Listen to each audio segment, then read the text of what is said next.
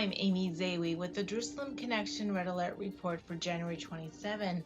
Where does anti-Semitism live? Recently, just after the January 6th events at the U.S. Capitol, I was disturbed to see so many left-leaning liberal friends and neighbors on Facebook and other outlets take the images of a few horrible anti-Semites who were at the Capitol in the most hateful shirts glorifying the Holocaust and Hitler and express that the entirety of the feelings and sentiments about the Trump election lost are somehow one and in the same with the vital and anti-Semites who were pictured, the 3 or 4 of them among the tens of thousands.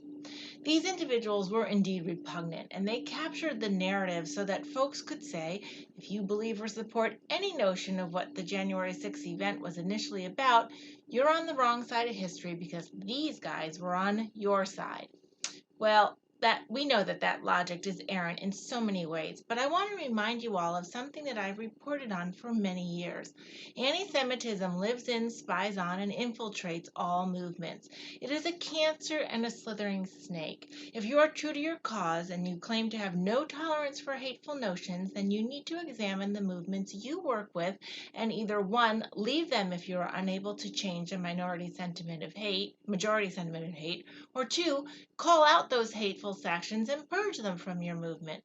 Anti-Semitism has been identified currently within 3 main philosophical movements, for lack of a better term. The far or extreme right, something we've known about for decades, if not a century, in the form of Nazis, neo-Nazis, white supremacists. The far left and the progressive movement, something abundantly evident if you look at the social media posts, writings, and events of various political figures, social justice organizations, and educational institutions, and Islamism. It's part of the dogma, who, by the way, is often aligned with the left and progressive movement. This trifecta has been identified and talked about by scholars far more brilliant than I, and from various perspectives and viewpoints, and even political leanings. Examples: Alan Dershowitz, the Anti-Defamation League, the Simon Wiesenthal Center, and many more. Now let's go back for a moment to those individuals who got lumped with all Trump supporters, present or not, at the January 6th carnage. We are finding out now that a variety of causes and viewpoints were represented at the Capitol on the 6th that were not all Republican or conservative or Trump supporters. We also know that any espoused anti-Semite cannot possibly be a Trump supporter because Trump has done more for Israel than any other U.S. president in decades, and he's done far more for the Jewish people in the fight against global anti-Semitism with his commissions and other organizations within his administration. Not only that, he has Orthodox Jews in his immediate family.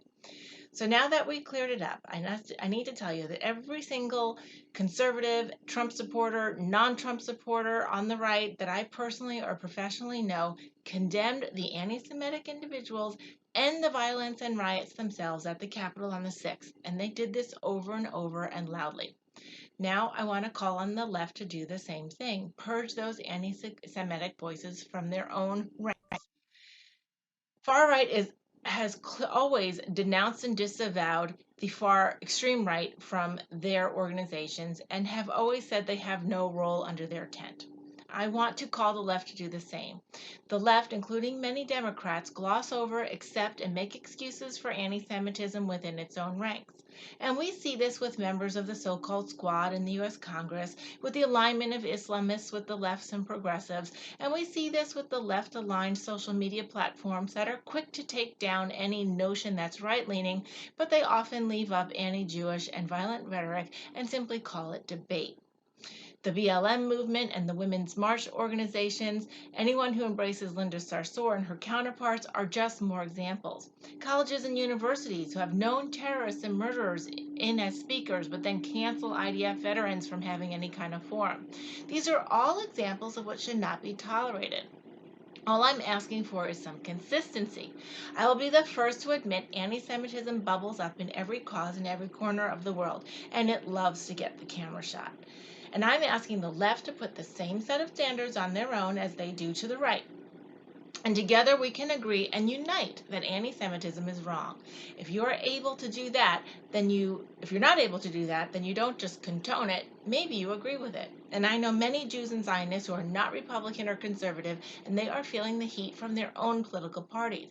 This is evident in California, where Progressive Political PAC is putting a litmus test questionnaire out that if you don't oppose Israel and by default support the PA cause, and if you don't denounce the anti-BDS movement, you are ineligible to work with their platform or get their support in your candidacy. I also see that university students, Jews and Zionists alike, have no protections or recourse for free speech. Even the left-leaning New York Times published a feature just last week detailing this. Jewish kids are still being bombarded with anti-Zionist propaganda, and they are shunned or marginalized if they are not willing to bend to the intellectual fashion of the day.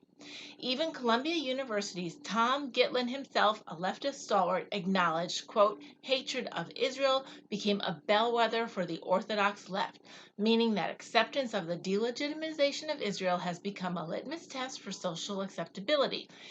We are not unreasonably focused on right-wing lunatics with guns, but it is on college campuses that the most frequent interactions with anti-Semites occur for most American Jews.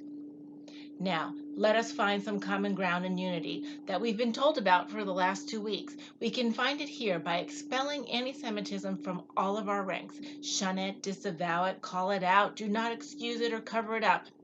Do not let it slide by because it's attached to some other cause that maybe to you is good. If you are far left or right or center politically, anti-Semitism should be on your list of things to despise, unless, of course, you are one, which couldn't possibly be. Shavua Tov, and have a great week.